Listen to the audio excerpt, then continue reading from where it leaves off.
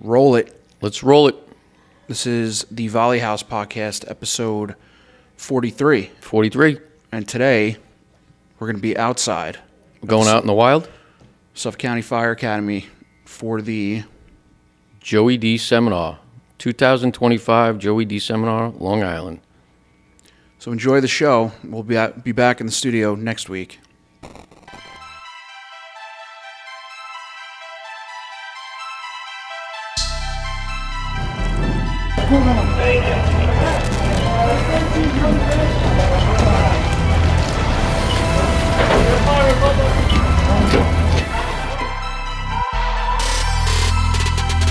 All right, welcome back to the Volley House Podcast.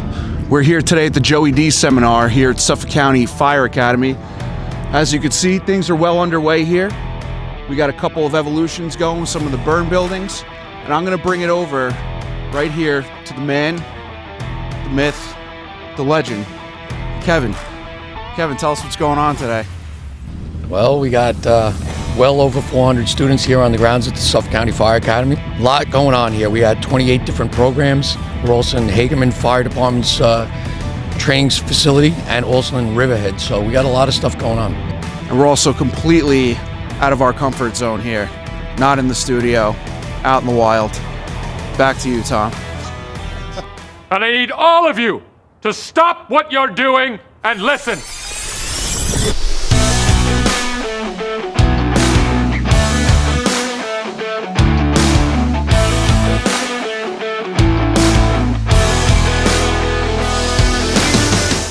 We have Kevin mic'd up. The hazmat net. I'm not going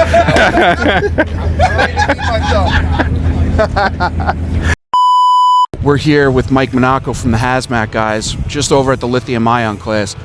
Mike, what is something that fire departments right now should know about lithium-ion batteries, or maybe departments that are looking to set up SOPs for their department regarding lithium-ion batteries? So everyone's always really concerned about what we do with these batteries that we come across afterwards, and rightfully so, they should be concerned. I want to see a larger push of how do we operate around these things safely. A really good example of that is understanding how and what these batteries are going to do when they go into thermal runaway, in case us, the firefighter, are in the room with the battery when it goes off. And I think tactics need to be looked at as far as how do we take care of these things in the moment when we come across them? How do we make sure that hose lines don't get cut by a battery that goes into thermal runaway? How do we make sure that truck companies don't get cut off from their means of egress because a thermal runaway event occurs and now they're trapped between two fronts of fire with no water supply? So I think there's a tremendous amount of thought going into the afterwards, and I think we still need to focus on the current tactics when we approach a scene and come across a lithium-ion battery. What were you saying with the temperatures? The temperatures involved? So some of these temperatures, some of these chemistries can shoot up to almost 2,000 degrees, and they can blowtorch at 2,000 degrees. And while they are self-limiting as far as what they do, when they're going off, they produce a tremendous amount of energy, which means that if my hose line is on top of it, or if I have a member who's standing on top of one of these batteries and they go off, it's going to produce a tremendous amount of damage. And I think one of the biggest issues is the hose line. You know, we've done looks and studies, and we've seen 4 lithium-ion battery cells up against the hose line, cuts right through that hose line like butter. And we would think normally that the water coming out of that hose line would be enough to go ahead and put it down, right? So I get a small leak in a hose line, okay, no big deal, I'm gonna proceed, obviously. But if that water doesn't put that fire out and I still have 2,000 degrees pressing up against the rest of that hose, I'm gonna cut that hose and I'm gonna destroy my water supply to that nozzle team. That's the first line. Now you lost all your water. Right. Now the fire's going to progress, get even worse, and who knows what's next. Yeah, and if you think about it, right, that from a tactics point of view, that nozzle team progressed towards the front of the fire, the head of the fire. Now you have a fire going on behind you. If that catches something else on fire, you have now trapped your nozzle team between two fronts of fire with no water supply. So I think these are the thoughts that the fire departments need to have, that conversation that needs to be part of the weeknight drills that we have when we come together and be like, hey, what are we gonna do? Lou, what do you want me to do, right? Like, I'm the backup or I'm a doorman for the hose line. boss, what do you want me to do? Like, are you going to call for additional manpower to take care of this, or do you want me to take care of it? Those conversations have to be had ahead of time, because the lieutenant may turn around and say, you go ahead and take care of it, I'll take the door and help advance the nozzle team. He may turn around and go, I'll take care of it, you guys stay here, as soon as this is out of the way, we'll keep moving forward. So it really is very person to person dependent on what the officer feels comfortable with and the manpower that's at hand, but you can't have that conversation at the fire ground. It has to be on the drill nights when you're home.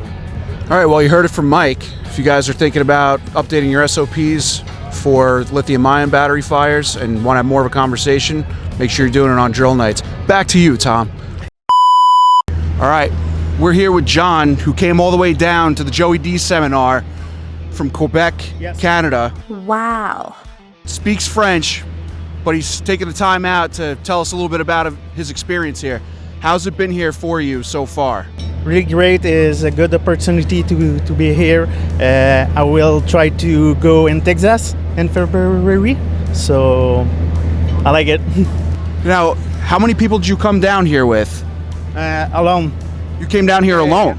Yeah. And now what fire department are you part of? Saint-Jean-sur-Richelieu. Okay. It's a mouthful, that one. But how many guys are in that? Oh, yeah, there it is. Oh, okay. It's Saint-Jean-sur-Richelieu, and this is Mont-Saint-Grégoire. I'm in the voluntary fire department, and I'm also in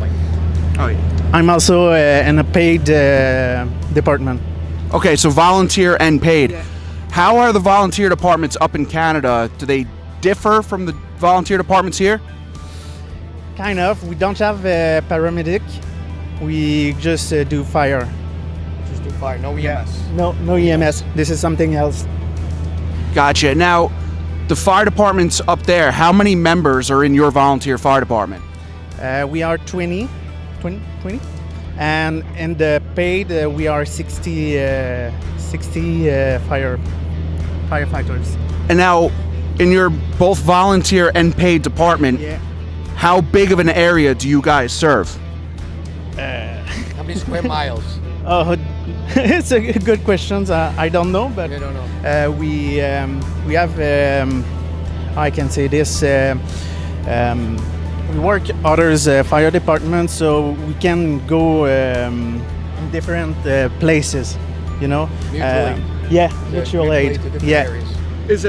Is it a big area that you cover? This bee is all over me. Kind of. Saint-Jean-sur-Richelieu, we got 100,000 people. Oh, wow. 100,000, wow. Yeah, we got 3 fire stations. Per station, we have 5 firefighters and 1 lieutenant. So, All right, awesome. Well, John, thank you very much. thank you. And good luck the rest of the seminar. Appreciate having you down here. My English. Oh, no worries at all. No worries at all. I was able to understand you, so I appreciate that. Thanks, man. Thank you.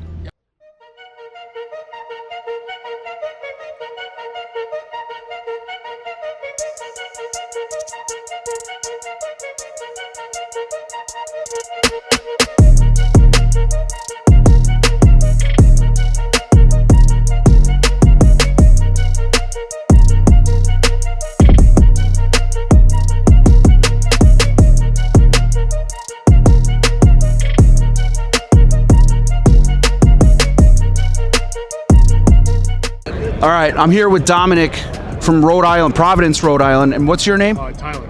Oh, also Tyler. And where from? West Warwick, Rhode Island. West Warwick, Rhode Island. How's your experience been here at the Joey D seminar so far, and what evolutions have you done? It's been good. We just did the commercial fire ops. This is our 5th year in a row coming. There's a big group of us here. We love coming down here and supporting the event, but we have a lot of fun. And back home, we don't have opportunities to do stuff like this, so that's why we make it. It's not that long of a ride, but that's why we make the ride and come out here and train and laugh and have fun. And Yeah, thank you, to the Joey D Foundation for putting this on every single year. Yeah, 5 or 6 years now. You can't find any better training. Great guys, really informative drills. This morning we did commercial fire ops. This afternoon we're doing residential. Every single year, you can't beat it. So anybody that's interested, you got to come check it out because it's well worth it wherever you're coming from. Awesome. Thank you, guys. Pleasure meeting you, and enjoy the rest of your time here. All right, we're walking over to this guy in the background. He's got a sick mustache. We're gonna go ask him about it.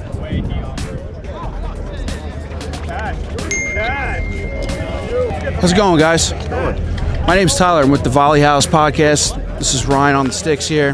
Where are you guys from? Southington, Connecticut. Okay, so Connecticut, same for you? I'm from London, Ontario, Canada. Oh, yeah? Yeah, man. I have to be honest with you, the reason that we came over here is I saw that mustache from all the way over there. And I'm like, I gotta talk to this guy. Appreciate it, man. Could you guys give us, again, just tell us where you're from. I'm gonna hand the microphone over to you and just tell us a little bit about your experience here at the Joey D seminar. Brad Sylvia, Southington, Connecticut. Came out really for Brotherhood, and there's a lot of great trainers here.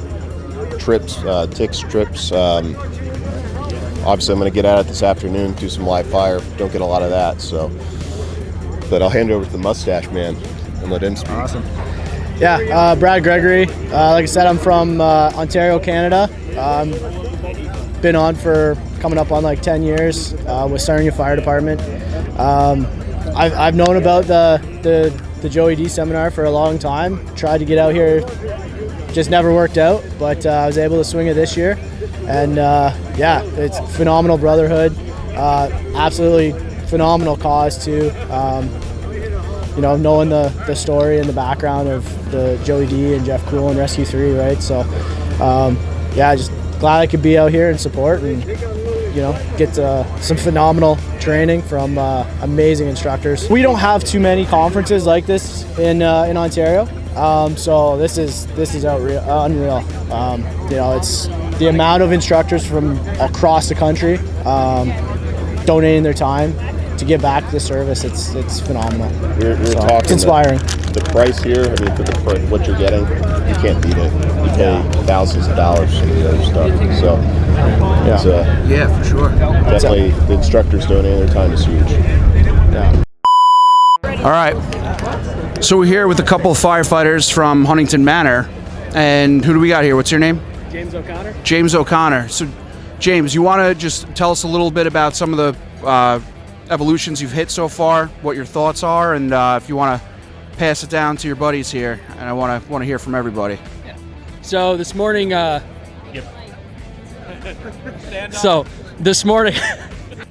this morning we most of us went to the lithium-ion battery class, and honestly, I was kind of excited about it just because I think as time progresses, we're going to see a lot more lithium-ion fires going on. It was great knowledge. You know, frankly, I know nothing about lithium-ion batteries, not a thing, but it was cool. We blew a bunch of them up. That was great. Yeah, it was awesome. I love coming here. I came here a couple of years ago. It was awesome. So. Good afternoon. I'm Second Lieutenant Patrick Brady from Huntington Manor Fire Department. This morning, I took the No Excuse aerial operations class. Really good just seeing different, using different apparatuses from different trucks, having Class A on fire. It was a really good course. And yeah, we got later today, a bunch of us are taking the last resort bailout class, so should be a good day. My name's Sasha Santamaria from Huntington Manor. I've been doing Joey D for a couple years now. Pretty cool experience. You get to meet, you know, several different people. I think one of the furthest I've seen was from Honolulu a couple years ago, which was pretty cool. I did the lithium battery with these guys. It was really cool to watch stuff blow up, but there was a lot of stuff that we took out of it. I also did thermal imaging, which was, you know, something that, as well as lithium batteries, it's something that you don't train on as much. You know, a lot of people come out here for residential and commercial, and, you know, they want to be a part of the fire. But I always see it that, you know, we're fortunate enough that we're in Suffolk County, so we're able to come out here often to do those same type of fires. So I think, just from like personal experience, I'd rather just go and do the courses that, you know, you don't usually come out here to do. So again, I mean, I would bring Joey D, you know, the whole training to anybody to come and try it out. I know that they started the one out in Houston, which is, you know, I wonder how that's like. Well, that's about it. Nice truck, bro. When'd you get this ride? Did it start today? It started today. It's a good rig. This truck handled the 1995 wildfires on Long Island. And we had this out different days as Joey D used to drive this truck. Meet him. So it's kind of a mental Joey as well. So.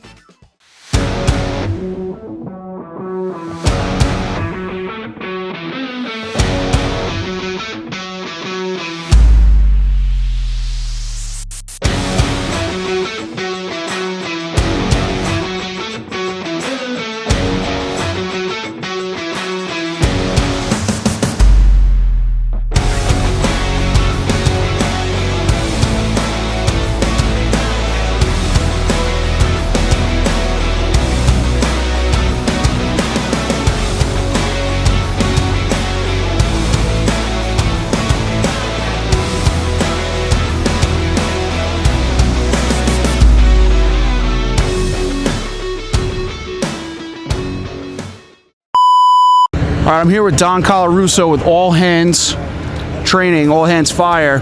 What evolution is this? Tactical actions before last resort bailout. All right, so could you tell us a little bit about exactly what you guys are doing here, what types of situations you're throwing these guys into, and what you expect them to get out of this training? We're doing 3 skill stations. The first one is an engine company that would enter, and we're giving them a variety of different skills to get out. Follow the hose line, a very basic, simple way of doing it.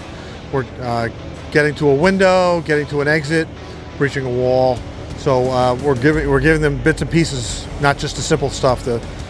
Giving them a wide range of things they can do to get out. We're doing a rope bailout system, so firefighter escape system. We're going through that with them. Some of them have them, some of them don't. Some of them have skills, some of them haven't refreshed in a while, so we're doing that. And then we're doing the headfirst ladder bail skill. Giving them some restriction, we're giving them smoke. And so we're letting them go through those motions and then, act on those skills that we just provided them. I'm here with Wells Wilson, also with All Hands Fire.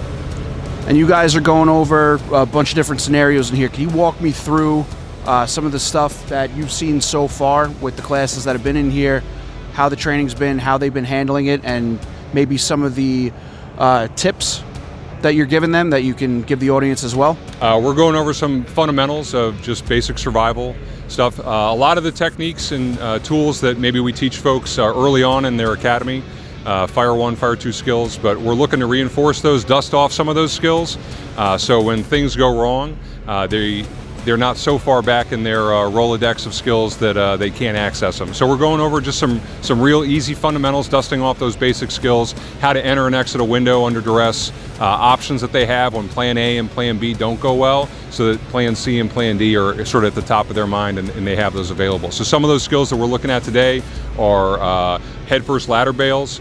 Again, some things that many of our students haven't been able to practice or execute in a few years. So going over some of the fundamentals from those skills, as well as using a personal escape system like a bailout system. So we're talking about how to stay low in the window, keeping your head out of that thermal condition at the top of the window. So as I've been telling students, you're not the marshmallow on the end of the stick. So we're trying to just reinforce some of those skills and those fundamentals. We're really interested in giving them skills that they can apply not only in an exit situation, but getting in and out of windows. How do we do that in a way that's safe, effective, not only for an exit, but also going in, doing a VES, VEIS, where you can sound the floor and then get into that window quickly, safely, maintain control. A lot of times when we talk about bailouts, we talk about jumping out of a window. We're not jumping out of windows. We're doing a controlled roll out of the building so that we can get out of that IDLH into a clean environment. Even if you don't have an escape system, this might be something that just buys you a little bit of time, so other like the RIT company or the RIT company can get a ladder up and get you down safely. And then we're also talking about how we put those together as a company. So a lot of times in the fire service, we practice skills as individual skills that are isolated to one person, but how do we apply those when we're working in a company with 3 or 4 people? So what's the sequence? If you're bailing out the window, then maybe what I want to be doing is isolating myself in that compartment. Somebody else is calling the mayday. When the first guy goes out, then the other members of that company can be going behind him with good fundamentals in quick succession. Thank you very much. I appreciate it. And it was great tips right there. Thanks, guys.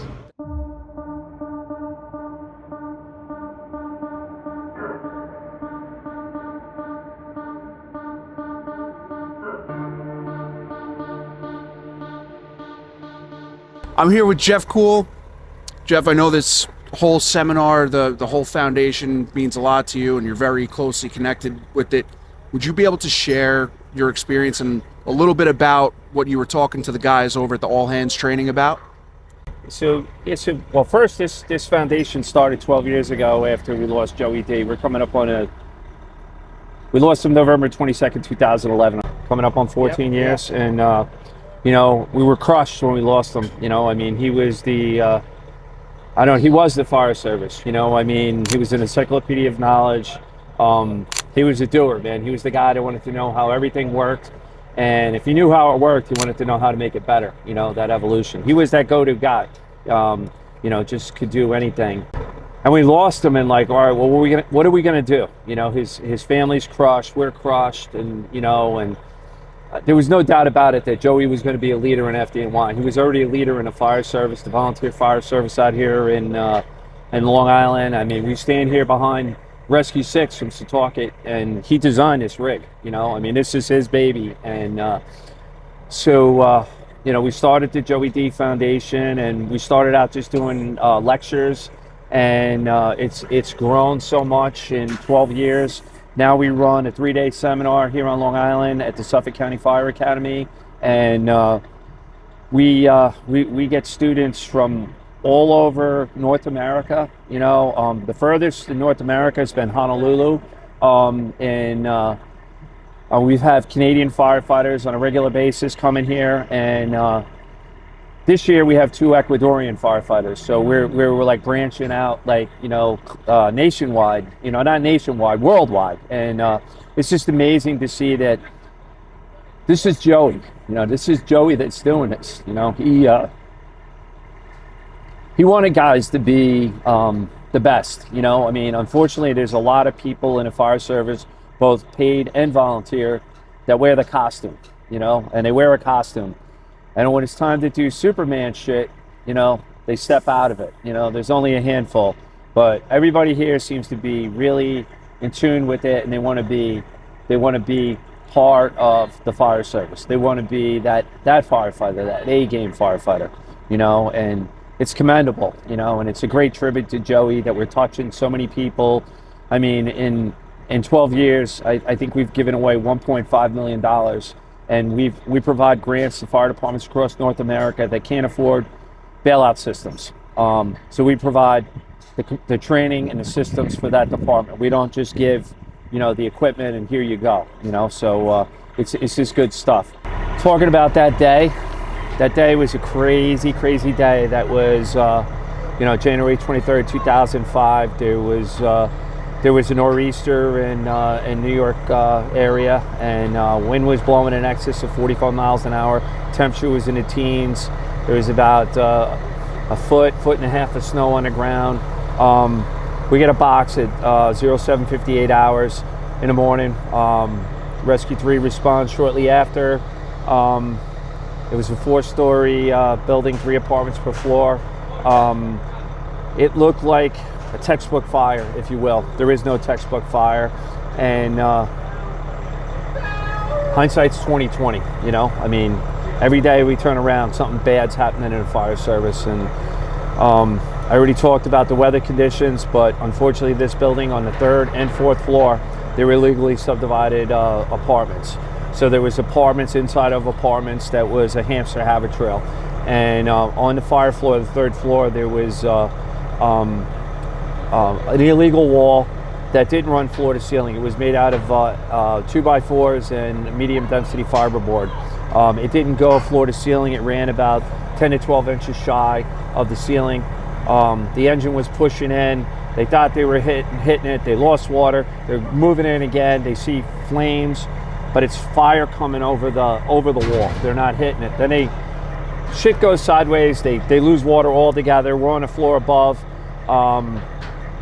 We're up there without a protection of a hand line because the hand line got back down off the top floor. They lost the initial line, then the line's down there. So we're up there without the protection of a hand line. I don't know, you want to beat us up, you know, you read any Metal Day book for FDNY without the protection of a hand line. There was a report of somebody trapped, missing up there. We were making a diligent effort to find that person. Any extension, right before we jumped, I'd have to review the radio traffic again, but it was a minute or two. They're talking to Lieutenant Myron. Any extension on the top floor? Minor extension, minor extension. Seconds later, you hear my captain, Captain Chris King. We got fire blowing out into the hallway. We need a line on the top floor. It became assholes and elbows. I was in the kitchen area. I had to go back towards bedroom number 2. I pushed back to this room. I run into this firefighter. I tell him we got to fall back. The entrance is behind us. He says, "Brother, we're trapped." I turn around and it's floor to ceiling fire. So we get pushed into bedroom 2. Joey is in bedroom 1. John Ballou somewhere else up there. I don't know where he is. I'm in there with 27 truck. There's 3 guys there with me. To the right of me, we're at 2 different windows. Lieutenant Curtis Myron, firefighter Gene Stolowski, and probationary firefighter Brendan Cawley is at the window to the right of me. Then it's me, and the whole room is filling with fire. To the left of me is Joey DiBernardo in a separate room, and I didn't know Joey was there. We were rescue irons team, forcible entry team. He was rescue hook, I was rescue irons. We don't hold each other's hands. We were right next to one another. We were doing this diligent search, and 3 guys jumped to the right of me. Fire is filling the room and they jump. And I'm hanging on just a few seconds longer because I got this window air condition unit 5 stories above the ground. It's a 4-story building, but it's a below grade entrance. And so that's another 10 feet. Now they can't get an aerial around to the rear to us. Mayday after mayday is being transmitted, multiple maydays. It's controlled chaos. There's a roof rope evolution being started on the roof. You know, it's a diligent effort. They're trying to get another line up there to knock the fire down, but time is of the essence, and it's time to go. And I look to my left and I see Joey DiBernardo, and I said, "Joey, I got a rope, but I got nowhere to tie it to." Joey says, "Throw me the rope." A quick argument. Joey says, "You got a wife and kids, you go first." I mean, the greatest act of bravery. You know, they talk the talk, man. I mean, every day, you know, you hear hero, you know, baseball, hero, football, hero, hockey, hero, Hollywood, whatever. The real heroes, I work beside some real heroes, you know, guys that have given their life for the city of New York, you know, and guys that put on a Superman costume and act like Superman. And Joey took one end of the rope that I threw to him, and we all had ropes up until December 1999, and the New York City Fire Department decided that we didn't need them. We went from wearing the longer coats and the rubber boots. When I came on a job, we had a Gemtor harness, and we had a personal rope that was 40 feet long. And we had an evolution that you could quickly and efficiently bail out if the need arises. It wasn't to get to the ground, it was to get to an area of refuge. So if you get down 1 story, 2 stories, or whatever, and you could do it. But they took them away. So in June of 2004, I was at Firehouse Magazine's trade show in Baltimore, going around to different vendors, and I bought a rope myself. It wasn't a complete system, it was a rope, and I buy this rope. It was $375, and I bring it home with the receipt, and my wife sees the receipt, and she's like, "What is this?"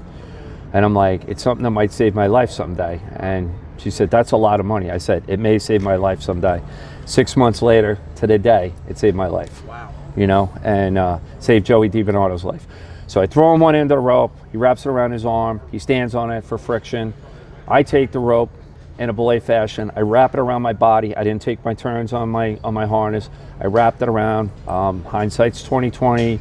Tunnel vision, the pucker factor, everything.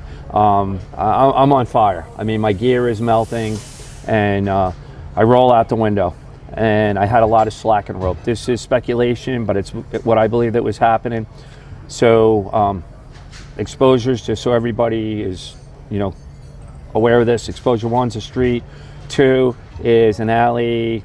3 is a rear courtyard. 4 is a similar attached. So we're on the 3 side of the building. Joey was on the 3-2 window. I pendulum past Joey. I come back in, I hit the wall, my hands open up, I got the wind knocked out of me, and I crashed down to the ground. I hit concrete at about 35 miles an hour. I broke almost every bone in my body. But I didn't land in that below grade entrance. Everybody else that went out the window, including Joey clipped onto a child guard gate. He rolls out the window belay fashion. He lost control of the rope at some point, and down to the ground he went, but he fell into that below grade entrance. So he fell further than me. Catastrophic injuries back there. Again, mayday after mayday after mayday. Patient packaging assessment was very difficult for the firefighters back there that day, but we were lucky enough that a former paramedic was in Squad 41, and he started doing a patient triage.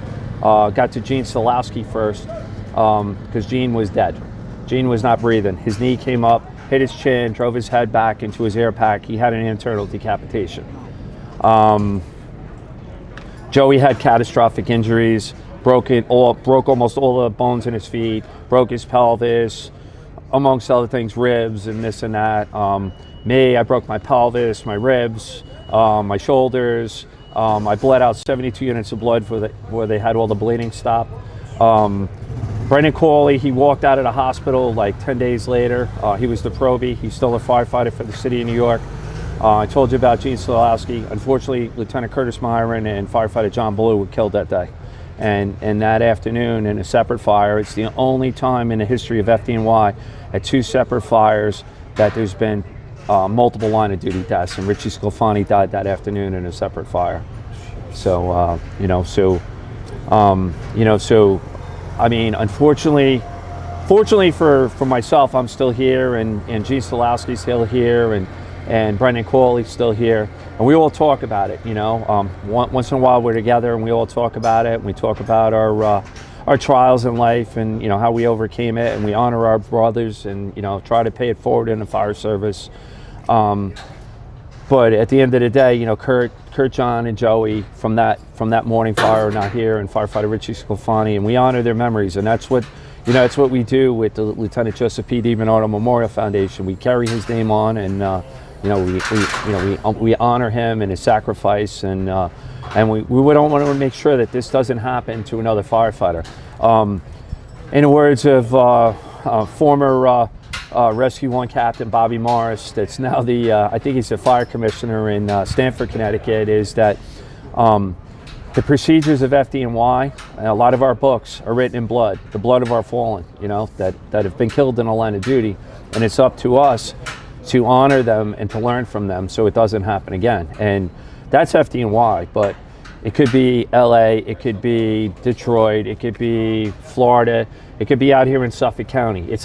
Listen, fire doesn't discriminate. It's going to take a volunteer, it's going to take a paid guy, and it doesn't matter what state it is. And stuff goes sideways pretty quick. Right. So, well, Jeff, appreciate your story. Thank you for sharing that so much, and we'll catch you around the rest of the seminar. All right, we're gonna roll it. I don't have much of a voice. This has been an incredible weekend so far, but we're about to close out our hands-on session for the 2025 Joey D seminar.